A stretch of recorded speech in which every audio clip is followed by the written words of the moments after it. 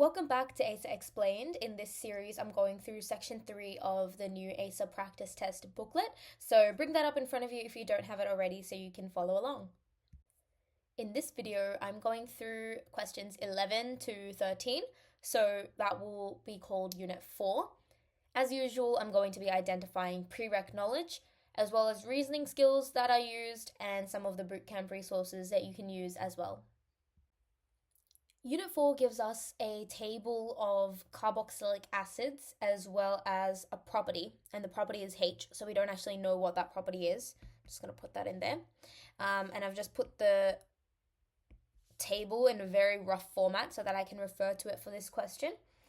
And question 11 is basically asking us, what's the estimate of H for 2-chloro-pentanoic acid? Now you'll notice immediately that pentanoic acid is not in this list that we're given here.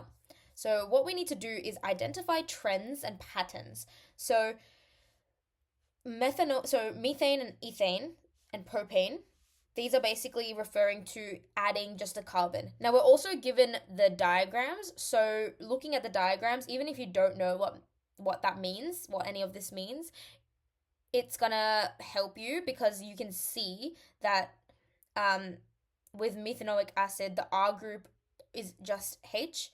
Ethanoic acid, the R group is CH3. Propanoic, you have 2 carbons.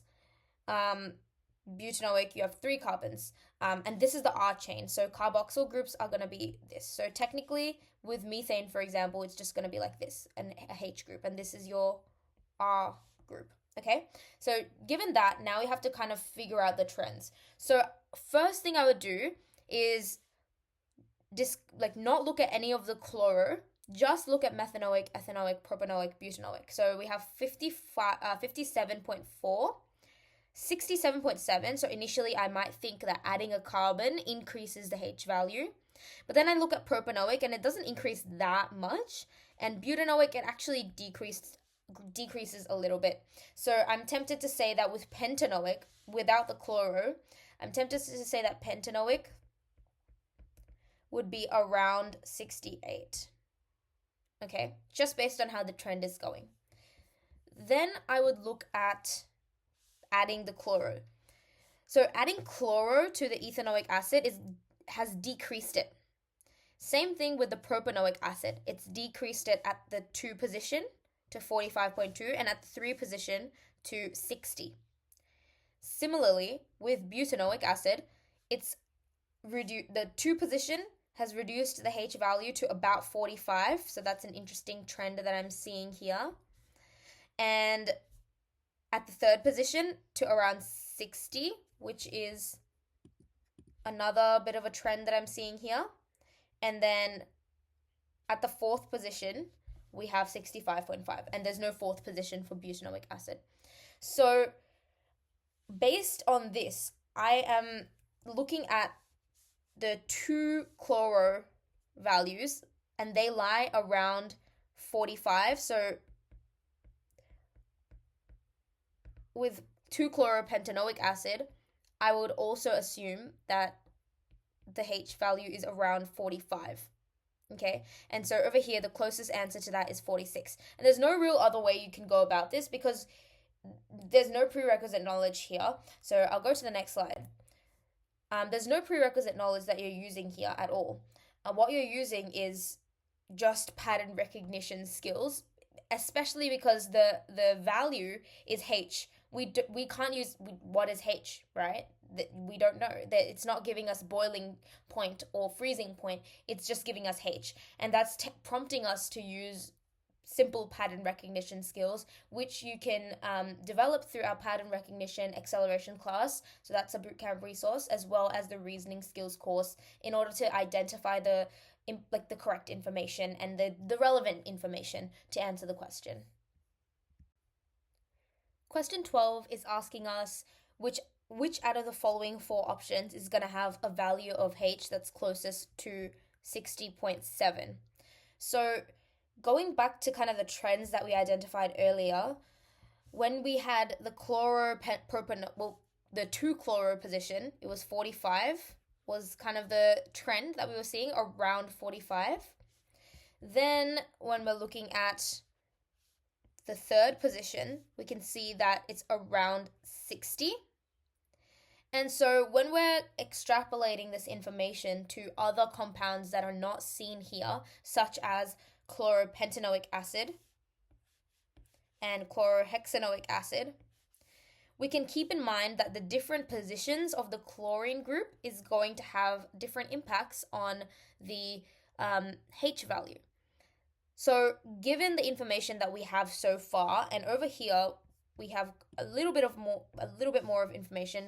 The fourth position is at 65.5. You can't really make too many conclusions about this because there's only one value alone. There's no trend that you're seeing, but we're just gonna base this on likelihood.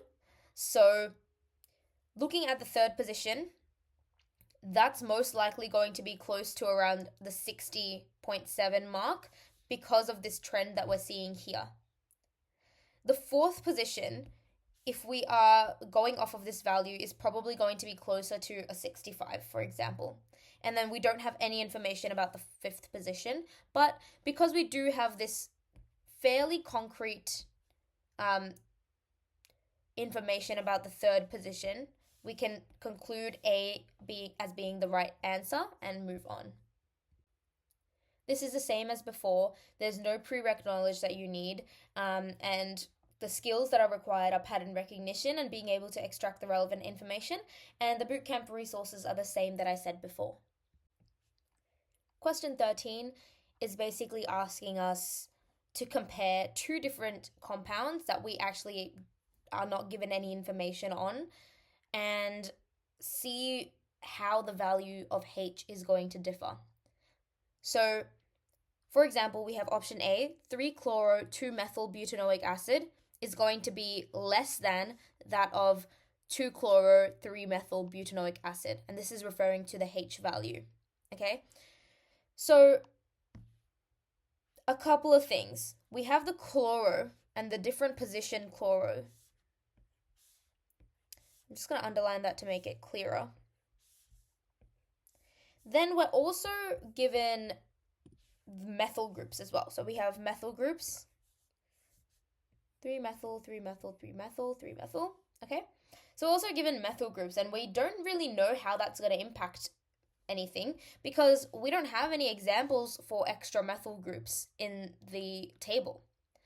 However, going from methanoic to ethanoic acid is essentially adding a methyl group. Going from ethanoic to propanoic acid is essentially adding a methyl group. And going from propanoic to butanoic, it's essentially adding a methyl group as well. And we can see that the impact of adding a methyl group is not too great after this first step here, right? As the molecules get bigger, which over here they are relatively big, you're working with butanoic acids and pentanoic acids, the impact of adding another methyl group is going to be less and less. However, we do have information about the chloro groups, and we have seen in previous questions that the chloro group at position 3 is around 60 with the H value. And then the the chlorine groups that are at position 2 have been around 45. Okay? So you can see that, and then over here, 4, we have around 65. So we can see that as the position increases, you're getting, this is 65, you're getting increased H. So increased position, you have a higher H value. All right. So then you can use that to compare. So 3-chloro being less than that of 2-chloro, that doesn't sound very likely because from here, we're seeing that the position of 3, chloro group being at position 3, is leading to a greater H value. So we can eliminate this. Over here, we have this 3-chloro group has a lower H value than the 4-chloro group, which makes sense. So this is still a contender. Moving on, we have a 4-chloro versus a 2-chloro group, which is going to be incorrect. Well, likely incorrect, because looking here, the 4-chloro group would have a higher H value. And over here, we have a 5-chloro group and a 3-chloro group. Same thing, we can eliminate this. And this is the odd one out, which can also reassure you that it could be the right answer, because that's a way that you can make some educated guesses, is by looking at what the odd one out is. But given the information that you have, you can be fairly confident that B is the correct answer. For this one, it's the same as before. You didn't need any prerequisite knowledge here, except perhaps what a methyl group is. But even then, you could use just the fact of the chloro groups in order to answer the question. And the reasoning skills that you needed were the same as before, and the same bootcamp resources as well. And that brings us to the end of Unit 4. Thank you for watching and thank you for following along. Please like, share, and subscribe for more GAMSAT help. We really appreciate your feedback. We have our Instagram here at Thank Flip GAMSAT, as well as our podcast, Thank Flip GAMSAT Nurses Doing GAMSAT, if you want to hear more from us. All right, I'll see you in the next one.